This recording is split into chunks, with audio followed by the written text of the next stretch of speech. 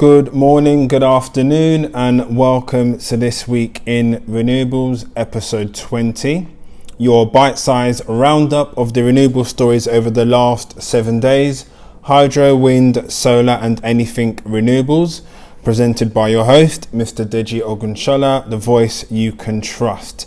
You can find me on YouTube, Spotify, Apple Podcasts, and all other streaming platforms.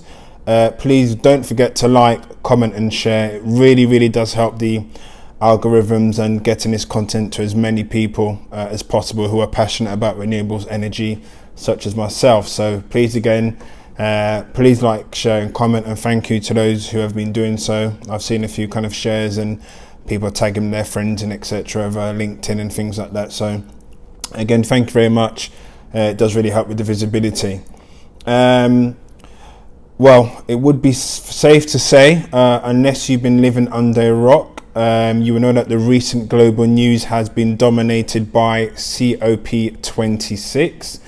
If it's not green taxis from Fortescue Futures Industries or the numerous net zero targets which have been set by governments, climate change is the number one on the agenda at the moment. So this week in Renewables, we're going to start off with a bit of COP26, hashtag Glasgow. For those who are unfamiliar with what this actually refers to, you may have heard that the UK is hosting a summit called COP26, which is seen as being really important with regards to climate change and how it needs to be brought under control. The COP26 event itself is a global United Nations summit about climate change and how countries are planning to tackle it. As I said, this year it's due to take place in Glasgow. It started on Friday and it's due to go on for the next 2 to 3 weeks with more than 200 world leaders who are going to be in attendance.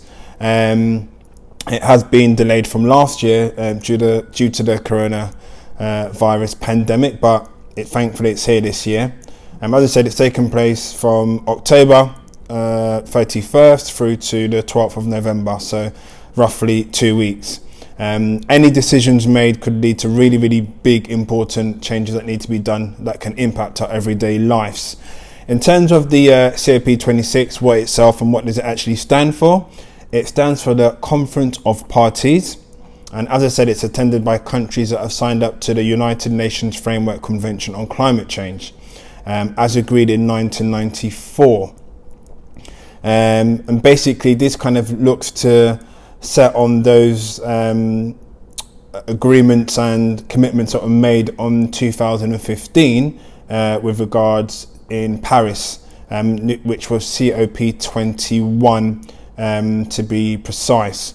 And that was where lots of the world leaders and governments made targets that they were going to tackle work to keep the temperature rising below 1.5 C. If the world warms more than this threshold, then millions and millions and millions of lives and vulnerable communities around the world will suffer from devastating droughts to storms, floods and other impacts of climate change. Why do we need COP? What I would say, well, it's fair to say the world has become a lot warmer, as we've seen, due to fossil fuel emissions caused by humans and no one else. Ice caps are melting and sea levels are rising. We're seeing more and more extreme weather. You see it on the news, whether it's heat waves, floods, forest fires. These naturally occurring events are being made worse because of the effects of climate change. The past decade itself has been the warmest on records, and governments around the world have agreed that urgent action needs to take place. So it'll be really interesting to see what happens over the next couple of weeks. Lots of news articles you're going to see in governments, pledging to what they're going to do by 2030 and all these kind of other dates. But it's really interesting to see how this progresses over the next couple of days. So I thought I'd start off with a bit of COP26 as that's kind of current on the agenda at the moment. Back to some solar news, and in theme of COP26, Burundi's first solar farm will increase the country's generating capacity by 10%. Days before the United Nations COP26 Climate Summit is expected to start, it was announced that the 7.5 megawatt solar farm will increase Burundi's generation capacity by 10%, representing the first substantial energy generation project in the country in more than 30 years. This was really, really good news. All those involved in this project, and it's good to see that countries like Burundi are doing stuff that they haven't done for a certain period of time. I know myself personally, I've worked in a number of hydro projects in Burundi as well, so the small country in Africa is really trying to do their part for renewables. Likewise, looking at some more renewable news, this time from Indonesia, and the Indonesian company Sun Energy. They are to acquire the 132 megawatt Meridian solar farm in Western Australia from the Risen Energy for an undergross price. So just a bit corrected there, it's not a project in Indonesia but an Indonesian company either way, which is acquiring this project in Australia. Meridian is the largest operating solar farm in Western Australia, with a total of 354,000 panels spread across over 460 hectares. The project itself began operation since August 2020 and has expected annual renewable power generation of 274 gigawatts an hour. The project has also obtained development approval to deploy up to 20 megawatts of battery storage system on site, which will help stabilize the grid system and create additional revenue streams. Sun Energy and Risen Energy will jointly explore development of the BSS at Meridian's post-transaction completion. So good news coming by way of Indonesia and Australia. Some more solar news, and this time US solar player Borigo. They have been selected by the Greenbacker to engineer and construct 2 utility-scale solar projects in Montana and South Dakota, totaling 160 megawatts. The projects are the largest to date for the Greenbacker, as well as the Borigo's engineering, procurement and construction EPC group. The 80 megawatt Montana Sun solar project, which is located in Yellowstone County, and the 80 megawatt Fall River solar project is sited in Fall River County, South Dakota. Both projects will begin construction this quarter and are scheduled to be operational within a year's time, December 2022. When completed, the solar plants will be among the largest in their respective states. Both parties have a long-term power purchase agreement, PPA, in place with the local investment grade utility. So some good news coming by way of the United States of America. Moving on swiftly to some wind news, this time onshore. And Octopus Renewables, so I think featured on this week on Renewables 18, if I'm right. The infrastructure trust there has entered into call options for the acquisition of the Sonoma and the Saukagas wind farms in Finland, which have a combined capacity of 71 megawatts. Both of these projects are in final stages of commissioning. The acquisition under the option agreement is expected to take place in the late 2021, so within the next month or so. Octopus Renewable Infrastructure Trust has paid a deposit of £45 million, which is interest bearing and will be refundable should the acquisition not be complete. In a recent article, Chairman of Octopus Renewables Infrastructure Trust, Phil Austin, said, "We are delighted to announce our first transaction in Finland with the option agreement over the Sonoma and the Saukagas site, which will add further geographic and technological diversification to our portfolio." Octopus Renewables Investment Director Chris Gayton also added, "We are really pleased to announce the company's plans to acquire these wind projects in Finland, especially due to their near-term completion, contributing to high quality income generating assets to the portfolio. So again, good news coming by way from the wind offshore side, and this time Octopus Energy. Back to the UK, which is really interesting, and a consultation on the Scottish Government's ambitions to more than double Scotland's onshore wind capacity by 2030 has begun. So like I said, the COP26 is taking place, and lots of governments, including our own, have made commitments to be net zero and how they're going to tackle climate change. So the fact that this consultation is taking place in Scotland is no surprise.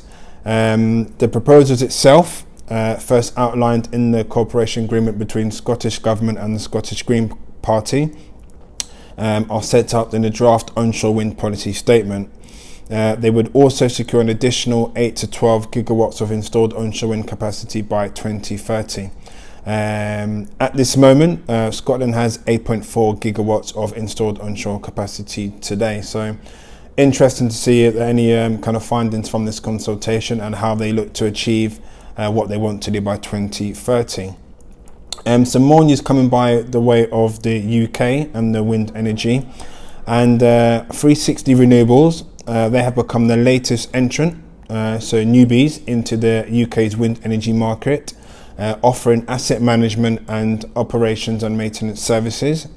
The new onshore wind services outfit is a joint venture between Energy Pro, which operates on the Irish asset management market, and Adamas Wind, which provides asset management services for the UK wind farm. So a good kind of a JV partnership there. Renewables Director for 360 Renewables, Mr. Ronan O'Meara, said, "We are delighted to be partnering with Adamas Wind to form 360 Renewables. The Adamas team have decades of experience in owning, operating and maintaining wind farms across the UK.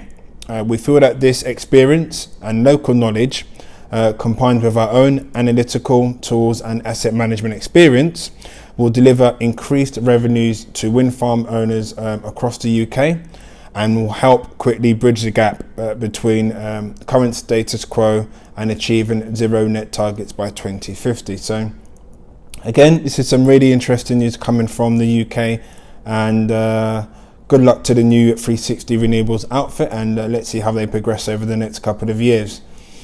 A bit of onshore news as well. I thought offshore news I'll bring you from the wind energy as well.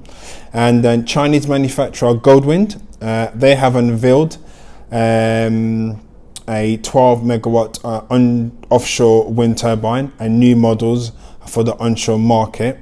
The company said it has launched new generation medium speed permanent magnet smart turbines, including the GW246 12 megawatt model for offshore markets.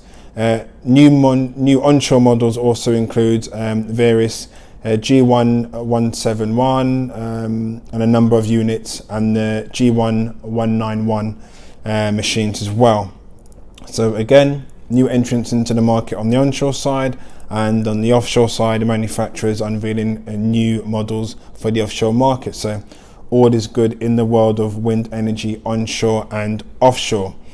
A final bit of news this time coming by of hydropower, and Site C, balance of plant electrical contract has been awarded.